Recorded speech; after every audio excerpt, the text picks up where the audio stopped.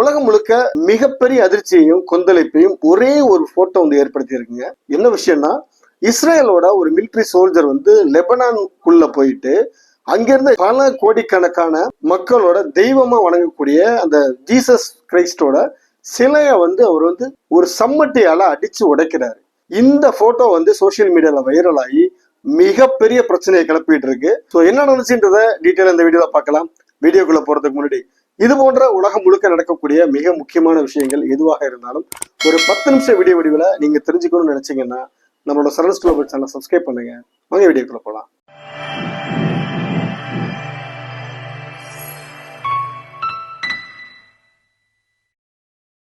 வணக்கம் நண்பர்களே.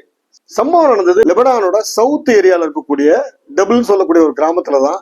ஏற்கனவே அந்த கிராமத்தை பாத்தீங்கன்னா இஸ்ரேலோட மிலிட்டரி வந்து ஆக்குபை பண்ணி வச்சிருந்தாங்க. ஆக்சுவலா லெபனானோட ஏரியாவை இஸ்ரேல் வந்து கேப்சர் பண்ணி வச்சிருந்தாங்க. அந்த ஏரியால இஸ்ரேலோட மிலிட்டரி சோல்ஜர் என்ன பண்ணிட்டாருன்னு கேட்டீங்கன்னா, ஒரு பெரிய சுத்தில எடுத்து அங்க இருந்த பல கோடிக்கணக்கான மக்களோட கடவுளா போற்றப்படக்கூடிய இயேசுநாதன் சொல்றாங்க இல்லையா, அந்த ஜீசஸ் கிறிஸ்டோட சிலைய வந்து ரொம்ப வேகமா அடிச்சு உடைக்க ஆரம்பிச்சிட்டாரு. இந்த போட்டோ வந்து மண்டே திங்கட்கிழமை அன்னைக்கு ட்விட்டர்ல லெபனானை சேர்ந்த ஒரு மிக முக்கியமான ஒரு ரிப்போர்ட்டர் வந்து ஷேர் பண்ணியிருந்தாரு. இதை பார்த்தோன்னா உலகம் முழுக்க மிகப்பெரிய கொந்தளிப்பு ஏற்பட்டுருச்சுங்க. இது கிறிஸ்தவர்கள் மட்டுமே கிடையாது, உலகத்துல இருக்கக்கூடிய எல்லாருமே இதை வந்து மிகப்பெரிய கண்டம் பண்ண ஆரம்பிச்சிட்டாங்க. ஏன்னா யாராக இருந்தாலும் அடுத்த ஒரு மதத்தை வந்து டேமேஜ் பண்றதோ, அடுத்த மதத்தோட கடவுள்களை இழிவுபடுத்துறதோ மிகப்பெரிய கொடுமையான விஷயம். இது செய்யவே கூடாத ஒரு விஷயம். இதை போய் இஸ்ரேல் செய்யறாங்களே என்ற ஒரு கோபம் உலகம் முழுக்க இருக்குங்க. ஆரம்பத்துல இந்த போட்டோவை பார்த்த ஒரு சிலர் வந்து இது ஃபேக்கா கூட இருக்கலாம், ஏஐ ஜென்ரேட்டர் போட்டோவா இருக்கலாம், இல்ல ஃபேக் போட்டோவா கூட இருக்கலாம்ன்ற மாதிரி நிறைய பேர் சந்தேகப்பட்டது என்னமோ உண்மைதான். ஆனால் இந்த சந்தேகத்துக்கு விடை கிடைச்சிருக்கு. என்ன விஷயம்னா, இஸ்ரேலோட மிலிட்ரியே ஒத்துக்கிட்டாங்க. என்னன்னு கேட்டீங்கன்னா, இது வந்து ஒரிஜினல் போட்டோ தான், இஸ்ரேலை சேர்ந்த ஒரு மிலிட்ரி சோல்ஜர் தான் இந்த விஷயத்த பண்ணியிருக்காரு. இந்த விஷயத்து மேல நாங்க தீவிரமா வந்து விசாரணை நடத்திக்கிட்டு இருக்கோம். கண்டிப்பா உண்மை தெரிஞ்சவன நாங்க ஆக்ஷன் எடுப்போம்னு சொல்லி இஸ்ரேலோட மிலிட்ரி வந்து அனௌன்ஸ் பண்ணிருக்காங்க. ஸோ சம்பவம் நடந்தது உண்மைன்னு தெரிஞ்சு போச்சு. இதற்கப்புறம் என்னாச்சுன்னு கேட்டீங்கன்னா, இஸ்ரேல் நாட்டை சேர்ந்த அவங்களோட பார்லிமெண்டோட எம்பிஸே வந்து மிகப்பெரிய கொந்தளிக்க ஆரம்பிச்சிட்டாங்க.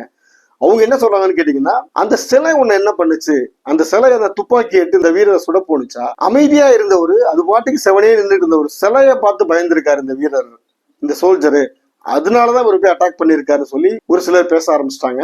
ஏற்கனவே அமெரிக்க பிரசிடென்ட் டொனால்ட் ட்ரம்ப் என்ன பண்ணாருன்னு கேட்டீங்கன்னா, போப் லியோவை மிகப்பெரிய அளவுல தரக்குறைவா வந்து பேசியிருந்தாரு. அதுவே வந்து கிறிஸ்தவர்கள் மத்தியில மிகப்பெரிய கொந்தளிப்பு ஏற்படுத்தி இருந்தது. அது முடிஞ்சு 2 நாள் கூட முடியல, அதுக்குள்ள அடுத்த பிரச்சனை கிளப்பிட்டாங்க இஸ்ரேல்ல இருந்து. இதே போல அமெரிக்கன் பிரசிடென்ட் டொனால்ட் ட்ரம்ப் தன்னையே வந்து ஜீசஸ் கிறிஸ்ட் மாதிரி கிரியேட் பண்ணி ஒரு ஏஐ போட்டோ ஜெனரேட் பண்ணி அதை வந்து ட்ரூத் சோசியல்ல போட்டிருந்தாரு. இதற்கும் மிகப்பெரிய கண்டனங்கள் கிறிஸ்தவர்கள் மத்தியில எழுந்தது. அது எப்படி ஒரு சாதாரண மனுஷன் வந்து தன்னையே ஜீசஸ் கிறிஸ்ட் மாதிரி எப்படி ஃபோக்கஸ் பண்ணிக்க முடியும், அது வந்து ஜீசஸ் கிறிஸ்ட் மேல இருக்கக்கூடிய மரியாதை குறைக்கிற மாதிரி ஆகாதான்னு சொல்லி மிகப்பெரிய அளவுல கிறிஸ்தவர்கள் மத்தியில கொந்தளிப்பை ஏற்படுத்துற ஒரு விஷயமா இருந்தது. இது ஏதோ தற்செயலா நடந்த சம்பவம் நம்மளால கடந்து போக முடியல. என்ன காரணம்னா, இஸ்ரேலோட வரலாறு அந்த மாதிரி. ஏற்கனவே இஸ்ரேல் என்ன பண்ணாங்க, பாலஸ்தீனத்துல பல நூற்றுக்கணக்கான சர்ச்சுகளையும் மாஸ்களையும் வந்து அழிச்சாங்க. ஆக்சுவலா அங்கிருந்த கிறிஸ்தவ பாதிரியர்கள் மேல எச்சில் துப்பி இருக்காங்க. ஆக்சுவலா அதே போல அவங்க மத வழிபாட்டு தளத்து மேல அசிங்கம் பண்றது, இந்த மாதிரி கிறிஸ்தவர்களையும் இஸ்லாமியர்களையும் ரொம்ப மோசமா வந்து கீழ்த்தரமா சித்தரிச்சு நிறைய விஷயங்களை காசால பண்ணிருக்காங்க. அதையெல்லாம் உலகம் வந்து மிகப்பெரிய கண்டுக்கல. அதோட விளைவுதான் இப்ப இங்க வந்து நிக்குதோ அப்படின்ற மாதிரி கூட பல கிறிஸ்தவர்கள் கொந்தளிக்கிறாங்க. இந்த சம்பவம் மிகப்பெரிய பிரச்சனை கிளப்பினதுக்கு அடுத்து கிடியோன் சார்னு சொல்லக்கூடிய இஸ்ரேலோட எக்ஸ்டர்னல் அஃபேர்ஸ் மினிஸ்டர் அவரே ஒரு ட்விட்டர் போஸ்ட் ஒன்று போட்டிருக்காரு.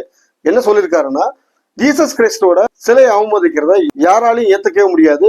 இது வந்து மிகப்பெரிய வெட்கக்கேடான ஒரு செயல். இது வந்து எங்க நாட்டோட மதிப்பையே கெடுக்கிற மாதிரி இருக்குது. தப்பி தவறி நடந்த இந்த ஒரு சம்பவத்தின் மேல நாங்க மிகப்பெரிய அளவுல விசாரணை நடத்தி மிக தீவிரமான ஒரு ஆக்ஷன் நாங்க எடுப்போம்னு சொல்லி ட்விட்டர் போஸ்ட்ல அவர் போட்டிருக்காரு. சரிங்க, இஸ்ரேலோட மிக முக்கியமான எக்ஸ்டர்னல் மினிஸ்டரே வந்து சொல்லிட்டாரு, நாங்க இது மேல ஆக்ஷன் எடுப்போம்னு சொல்லி எங்க நாட்டுக்கு இதுல உடன்பாடு இல்லைன்னு சொல்லிட்டாரு.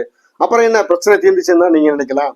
ஆனால் இவருக்கு நேகப்பட்ட பேர் என்ன ரிப்ளை கொடுக்குறாங்கன்னு கேட்டீங்கன்னா, இதே மாதிரிதான் 5 இஸ்ரேலிய சோல்ஜர்ஸ் வந்து ஒரு பாலஸ்தீன கைதிய, பெண் கைதிய ரேப் பண்ணாங்க. ஆக்சுவலா விஷயம் வெளியில வந்துட்டதுனால அதை மூடி மறைக்க முடியாம அது மேல நாங்க வந்து விசாரணை நடத்தி தீவிரமா ஆக்ஷன் எடுப்போம்னு சொன்னீங்க.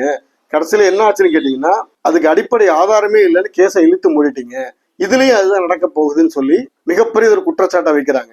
நீங்க என்ன நினைக்கிறீங்க? இந்த இன்சிடென்ட் மேல இஸ்ரேல் வந்து தீவிரமா உண்மையிலேயே விசாரணை நடத்தி அந்த சோல்ஜர் மேல ஆக்ஷன் எடுப்பாங்கன்னு நினைக்கிறீங்களா, இல்ல இதெல்லாம் சும்மா கண் துடைப்புன்னு நினைக்கிறீங்களா?